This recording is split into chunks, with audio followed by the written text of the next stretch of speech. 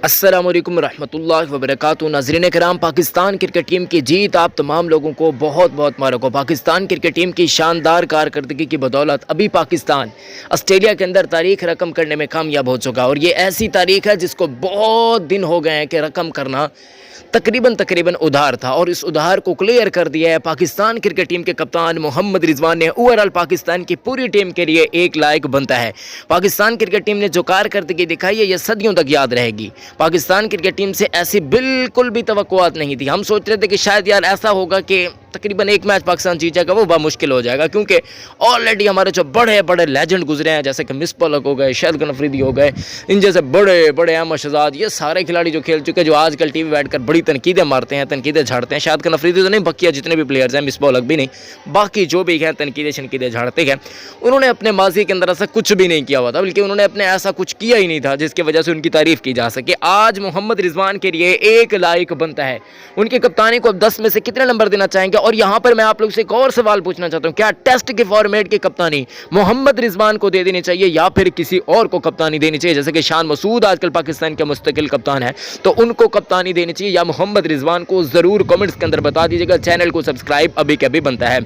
अगर हम T20 series की बातचीत करते हैं, क्योंकि अब Pakistan cricket team T20 series खेलने जा रहा है, और ये सीरीज पाकिस्तान के लिए काफी ज्यादा अहमियत की हामिल होगी, क्योंकि T20 रैंकिंग्स के अंदर भी हमारे लगे पड़े गए, लेकिन ODI फॉर्मेट के अंदर भी पाकिस्तान टॉप 3 के अंदर आ जाता है, तो ये एक बड़ी अच्छी बात है पाकिस्तानी फैंस के लिए। लेकिन अभी भी पाकिस्तान को T20 फॉर्मेट के अंदर बहुत ज्यादा मार के सर करने के हैं, जिसकी वजह से हमारे हिसाब से इस सीरीज को जीतना पाकिस्तान टीम के लिए बहुत ज्यादा जरूरी है। और वैसे भी अगर देखा जाए तो पाकिस्तान इस सीरीज को बासानी जीत सकता है, क्योंकि ऑस्ट्रेलिया की मेन स्ट्रेंथ टीम आपको नहीं देखने को मिलेगी।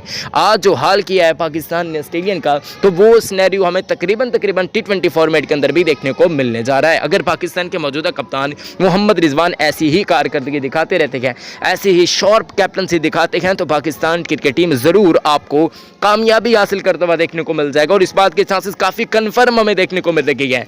अब यहाँ पर सवाल उठता है कि पाकिस्तान T20 फॉर्मेट के अंदर किन खिलाड़ियों को मुकम्मल तफसीलात आपको देने जा रही है। लेकिन दोस्तों, आप तमाम लोगों से गुजारिश है कि हमारी इस वीडियो को बिल्कुल आखिर तक देखिएगा, थोड़ा सा एनालिसिस करेंगे और आपको बताएंगे कि क्या फखर जमान की वापसी मुमकिन है पाकिस्तान के T20 दस्ते के अंदर। पाकिस्तान क्रिकेट टीम के मौजूदा कैप्टन मोहम्मद रिजवान फखर जमान के बारे में काफी नरम गोशा रखते हैं, मोहब्बत करते हैं, और इवन मोहम्मद रिजवान हो गए या फखर जमान हो गए, ये दो ऐसे पाकिस्तान क्रिकेट टीम के खिलाड़ी हैं, करैक्टर हैं, जो टीम के अंदर इंतशार नहीं चाहते, टीम के अंदर प्यार मोहब्बत चाहते हैं, जिसके लिए वो कोशां रहते हैं, काफ़ी ज़्यादा तगो दो करते हैं, मेहनत करते हैं, और मेरे हिसाब से ये मेहनत ज़रूर रंग ले आएगी। अभी अब अगर बात आपको बताएं पाकिस्तान क्रिकेट टीम की, तो आपको बताते चलेंगे पाकिस्तान क्रिकेट टीम के लिए बहुत अच्छी बात यह है कि ऑस्ट्रेलियन क्रिकेट टीम के होम कंडीशन पर पाकिस्तान क्रिकेट टीम के पास ऐसे खिलाड़ी मुयस्सर हैं जो कि ऑलरेडी ऑस्ट्रेलिया के अंदर काफ़ी तजुर्बा रखते हैं।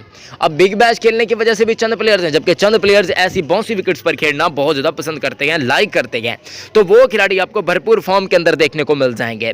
अब मुकम्मल तफसीलात आपको देने जा रही है दोस्तों। अगर हम पाकिस्तान क्रिकेट टीम की सीरीज की बातचीत करते हैं, तो तकरीबन 10 मैच नहीं 10 कह रहा हूं माजरत के साथ, पाकिस्तान क्रिकेट टीम को तकरीबन 3 T20 मैचेस खेलने हैं। पहला मैच आपको 14 तारीख को देखने को मिल जाएगा, उसके बाद 16, उसके बाद 18 को आपको तीनों इंटरनेशनल T20 मुकाबले देखने को मिल जाएंगे। ये सिनेरियो बनता हुआ आपको देखने को मिलने जा रहा है, यानी कि 3 T20 matches Pakistan cricket team ने इस सीरीज के अंदर खेलने के। पाकिस्तान क्रिकेट टीम के स्क्वाड की ऑलरेडी अनाउंसमेंट कर दी गई है, और बड़े बड़े खिलाड़ी आपको नहीं देखने को मिलेंगे। जी हां, आप लोग सोच रहे होंगे आसिफ अली के बारे में, आप लोग सोच रहे होंगे मोहम्मद हारिस के बारे में, आप लोग सोच रहे होंगे कि पाकिस्तान क्रिकेट टीम के अंदर क्या फलां प्लेयर भी होगा, फलां प्लेयर भी होगा। देखिए, पाकिस्तान क्रिकेट टीम की अगर मौजूदा टीम की बातचीत करते हैं, उन्होंने परफॉर्म बहुत ज्यादा कर दिया है। अब ऐसी कारकर्दगियां दिखा दी ऑलरेडी पाकिस्तान क्रिकेट टीम ने, जिसकी वजह से इनको निकालना मुनासिब ही नहीं है। अब अगर देखते हैं साइम अयूब को, तो कौन निकाल सकता है भला साइम अयूब को? हाँ, साइम अयूब के साथ आपको ओपनिंग में थोड़ी सी तब्दीली जरूर देखने को मिल जाएगी। अब्दुल शफीक आपको नहीं देखने को मिलेंगे as a opening player. Saim Ayub के साथ आपको मोहम्मद रिजवान एंट्री मारते हुए देखने को मिल जाएंगे, यानी कि वहीं आपको ओपनिंग करते हुए देखने को मिलने जा रही है। ये वाला सिनेरियो दोस्तों बनता हुआ हमें नजर आ रहा है, जो कि तकरीबन कंफर्म है ऑलरेडी।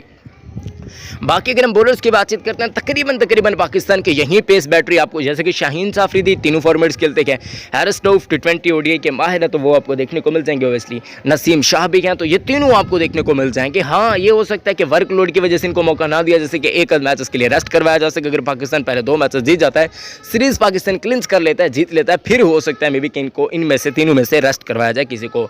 लेकिन पाकिस्तान चौथे फास्ट बॉलर के साथ भी मैदान के अंदर उतरने जा रहा है, इस बात के चांसेस अब काफ़ी कन्फर्म कन्फर्म हो चुके हैं, वो इस वजह से कन्फर्म हो चुके हैं क्योंकि ऑलरेडी टीम मैनेजमेंट को काफ़ी ज़्यादा फ़ायदा हुआ है। काफ़ी ज़्यादा फ़ायदा मीन्स पाकिस्तान क्रिकेट टीम ने 4 फास्ट बॉलर मैदान के अंदर उतारे और उन्हीं की वजह से पाकिस्तान ने काफ़ी ज़्यादा प्रेशर, ऑस्ट्रेलिया की बैटिंग स्ट्रेंथ टीम को काफ़ी ज़्यादा प्रेशर के अंदर रखा। तो उस चीज़ को देखते हैं तो पाकिस्तान क्रिकेट टीम के लिए काफ़ी अच्छी बात हो जाएगी कि पाकिस्तान क्रिकेट टीम के पास बड़े बड़े अच्छे अच्छे खिलाड़ी मौजूद हैं जो कि इन सिचुएशंस के अंदर काफ़ी अच्छी कारकर्दगी दिखा पाते हैं, तो वो आपको ज़रूर देखने को मिल जाएंगे। अब यहाँ पर अगर हम स्क्वाड की बातचीत करते हैं तो कि पाकिस्तान क्रिकेट टीम का स्क्वाड अनाउंस हुआ है और मोहम्मद रिजवान के जहन के अंदर भी यही है कि भाई सब क्लीन स्वीप कर दें किसी तरीके से, तो वो क्लीन स्वीप शायद में भी हो जाए इंशाल्लाह। बस दुआ कर रखे गए कि Pakistan cricket team clean sweep अगर कर देता है ना फिर मजे आ जाने हैं। पाकिस्तानी क्रिकेट टीम के फैंस के लिए एक बड़ी अच्छी बात हो जाएगी, पाकिस्तानी क्रिकेट लवर्स के लिए बहुत अच्छी बात हो जाएगी कि वो पाकिस्तान क्रिकेट टीम को जहां पर देखना चाहते हैं बिल आखिर पाकिस्तान टीम का मकाम वहीं पर आता हुआ नजर आ रहा है। वो मकाम पाकिस्तान टॉप पोजीशन पर है, पाकिस्तान की हर जगह पर इज्जत का मकाम है, तो वो मकाम आपको जरूर देखने को मिलने जा रहा है। चले खैर दोस्तों, आप जरा बातचीत कर लेते हैं पाकिस्तान क्रिकेट टीम के स्क्वाड की स्केड्यूल मैंने आपको ऑलरेडी बता दिया है। अब यहाँ पर जरा बातचीत कर लेते हैं कि पाकिस्तान क्रिकेट टीम के कौन कौन से खिलाड़ी आपको इन एक्शन देखने को मिलने जा रहे हैं। तो चलिए फिर दोस्तों आपको पाकिस्तान का स्क्वाड बता देते हैं।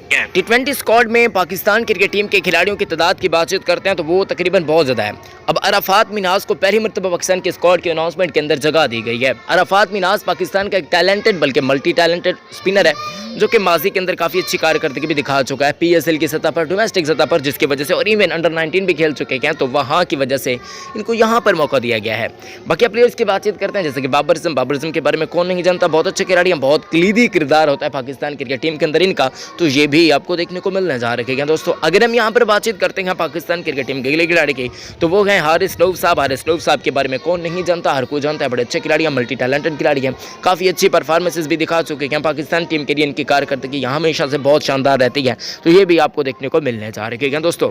उसके बाद हसीबुल्लाह खान जो कि पाकिस्तान क्रिकेट टीम के मल्टी टैलेंटेड खिलाड़ी हैं, इनको बैकअप के तौर पर बेसिकली शामिल किया गया था कि अगर खुदा न खास्ता यहाँ पर पाकिस्तान टीम के ओपनर जो है वो पाकिस्तान के जो खिलाड़ी आप लोग जानते होंगे कौन, जिन्होंने अभी अभी बहुत ज़्यादा अच्छी कारकर्दगी देखी, अब कौन है वो मुझे ज़रूर बताएं। साइम अयूब, इनके बैकअप के तौर पर इनको डाला गया था, लेकिन यहाँ पर आपको बताते चलें कि साइम अयूब तो ऑलरेडी पाकिस्तान के स्क्वाड के अंदर है। तो अगर हम बातचीत करते हैं तो ये भी होंगे। जहादात खान को बेसिकली इनकी परफॉर्मेंसेस की वजह से मौका दिया गया है, वो कि डोमेस्टिक के अंदर उन्होंने बड़ी अच्छी कारकर्दगी दिखाई है, जिसकी वजह से PSL के अंदर भी इनकी अच्छी यानी कि देखने को मिली थी कारकर्दगी। और एज इनका बहुत अच्छा है कि ये ऑलराउंडर कारकर्दगी दिखाते हैं, जिसकी वजह से इनको मौका दिया गया है, तो ये भी आपको देखने को मिलने जा रही है। अब अगर हम पाकिस्तान क्रिकेट टीम के बकिया प्लेयर्स की बातचीत करते हैं तो ख़वातीन हज़रात पाकिस्तान क्रिकेट टीम के बकिया प्लेयर्स में मोहम्मद अब्बास अफरीदी आ जाते हैं। पता नहीं क्यों मुझे लग रहा है कि यार इनको मौका नहीं मिल पाएगा। ये एक किस्म की पर्ची भी हैं, आप चाहे माने या फिर ना माने, उमर गुल के तकरीबन ये भतीजे हैं, तो उनकी वजह से मेरे हिसाब से, क्योंकि अब कंपटीशन काफ़ी है, या पर्ची तो नहीं कह सकते, आप समझ भी सकते हैं, बाकी वल्लाहु आलम क्या सिनेरियो है, तो ये भी आपको देखने को मिल जाएंगे। फिर दोस्तों अगले खिलाड़ी की बातचीत करते हैं तो वो मोहम्मद रिजवान जो कि पसंद के कैप्टन और विकेट कीपर हैं, मोहम्मद इरफान खान नियाजी, ये भी आपको देखने को मिल जाएंगे। नसीम शाह हो गए, उमैर बिन यूसुफ बड़ा अच्छा मल्टी टैलेंटेड खिलाड़ी है, लेकिन बमुश्किल है कि इनको मौके दिए जाएंगे। साहिबजादा फरहान हो गए, ये भी एक मल्टी टैलेंटेड पाकिस्तान के ओपनर है। लग ये रहा है कि तकरीबन यहाँ पर रिजवान और बाबर की जोड़ी आपको तकरीबन नहीं देखने को मिलेगी। अब ये रिजवान की सोच है, रिजवान की स्ट्रेटजी है कि वो बाबर को कहाँ पर खिलवाना चाहते हैं। मेरे हिसाब से तो तकरीबन बाबर एंड रिजवान की जोड़ी की जगह पर तकरीबन बाबर को नंबर 3 पर डालना चाहिए, नंबर ओपनिंग पे जो है वो रिजवान और साइम से ओपनिंग करवानी चाहिए, तो ऐसा ही तकरीबन होगा। नंबर 3 पर आपको बाबर देखने को मिल जाएंगे। फिर अगर हम बातचीत करते हैं तो सलमान अली आगा को शामिल किया गया, ये भी तकरीबन इफ्तिखार अहमद की जगह पर तकरीबन वहीं वाला किरदार इनका होगा पाकिस्तान क्रिकेट टीम के अंदर, ये गालिबन आपको देखने को मिल जाएंगे। फिर शाहीन साफरीदी हो गए, फिर सुफियान मुकीम हो गए, फिर उस्मान खान हो गए। ये कुछ पाकिस्तान क्रिकेट टीम की टीम बन रही है जो कि आपको देखने को मिलना चाहिए। अब अगला जो पाकिस्तान की सीरीज़ होगी अफ्रीका के खिलाफ, वहाँ पर तकरीबन सुफियान मुकीम भी नहीं होंगे, तकरीबन मुझे जो लग रहा है। और पाकिस्तान की टीम के अंदर बड़े बड़े खिलाड़ी नहीं होंगे, वो इस वजह से नहीं होंगे दोस्तों, इसकी साफ़ और तातरीन मिसाल ये है कि पाकिस्तान क्रिकेट टीम के अंदर अभी मजीद प्लेयर जो कि सीनियर्स हैं वो आ जाएंगे, तो उनकी जगह पर फिर आप समझ सकते हैं कि क्या स्नैरियो बनने जा रहा है। तो ये जो स्नैरियो था वो मैंने आपको बता दिया दोस्तों, जो कि तकरीबन पाकिस्तान टीम है वो भी मैंने आपको बता दिया। उम्मीद करता हूँ कि वीडियो आपको पसंद आई होगी। अपना बहुत ज़्यादा ख्याल रखें, उन प्यारों का बहुत ज़्यादा ख्याल रखें। मिलता हूँ नेक्स्ट वीडियो में। इस्लाम जिंदाबाद, पाकिस्तान जिंदाबाद, पाकिस्तान आर्मी जिंदाबाद। अल्लाह हम सबका हामी हो नासिर है।